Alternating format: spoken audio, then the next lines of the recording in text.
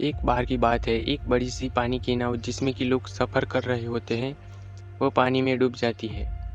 सारे लोग भी पानी में डूब जाते हैं, लेकिन उनमें से एक किसी तरह से बच जाता है। वो अपनी जान बचाते-बचाते किसी तरह एक टापू पर पहुंच जाता है। टापू बिल्कुल सुनसान होता है, वहाँ पर और कोई नहीं होता है। वो इंसान भगवान को कोसने लगता है कि उसने उसके साथ ऐसा क्या किया। फिर वो उस टापू के किनारे काफ़ी दिनों तक बैठा रहा, इस आस में कि शायद कोई उसे बचाने के लिए आएगा। लेकिन 2-3 दिनों के बाद उसे बचाने के लिए कोई नहीं आया। वो अपने बचने की उम्मीद पूरी तरह से खो दी थी। फिर वो जंगल में जाता है और कुछ लकड़ियाँ इकट्ठी करता है, जिसमें वो अपने लिए एक छोटा सा घर बनाता है, जिसमें कि वो रह सके। पेड़ों से फलों को तोड़कर, मछलियों को पकड़कर अपना पेट भरता है। ऐसा काफ़ी दिनों तक चलता रहा। उस आदमी को अब अपने बचने का कोई रास्ता नहीं दिखा। एक दिन जब वो जंगल में कुछ खाने की तलाश करने के लिए गया हुआ था, तभी उसने बिजली गिरने की आवाज़ सुनाई दी। वो बिजली उसके घर के पास गिरी थी, इसलिए वो वापस अपने घर को देखने आया। तब उसने देखा कि उसका घर बुरी तरह से जल गया है।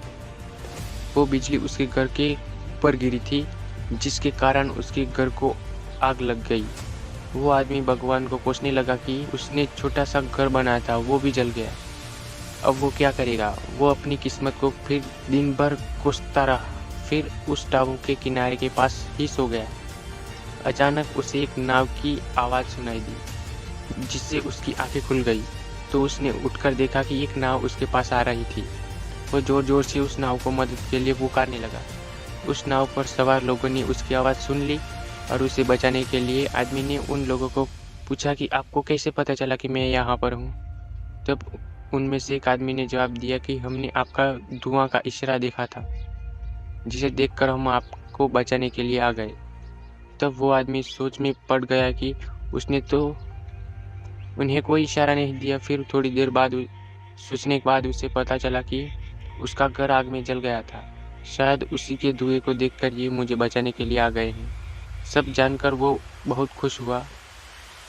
उसने भगवान का शुक्रिया किया। इस कहानी से हमें यह सीख मिलती है, हमारी ज़िंदगी में मुश्किलें चाहे जितनी भी हो, कभी उम्मीद नहीं छोड़नी चाहिए और भगवान पर भरोसा रखना चाहिए।